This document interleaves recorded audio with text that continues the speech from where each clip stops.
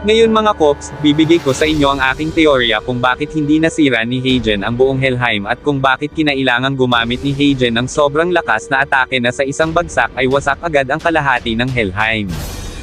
Ang maaring dahilan ay mayroong kumalaban kay Heijen na isa ring ancient demon na mayroong sobrang lakas, sapat upang hamanin siya sa isang laban. Ito ay walang iba kundi si Satan.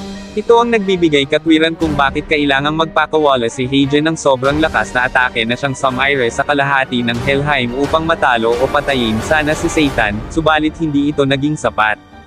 Uunahan ko na kayo, alam kong sasabihin ninyo kung ano ang ebidensya ko sa mga nabanggit ko. Manatili kayo, dahil ito ang pagkakataon kung saan makikita natin ang buong itsura ni Satan. Gaya ng aking sinabi, nagpakawala si Heijen ng isang sobrang lakas na atake na nagdulot ng pinsala sa kalahati ng Helheim, ngunit hindi nito napatay si Satan. Ngayon, tingnan natin ang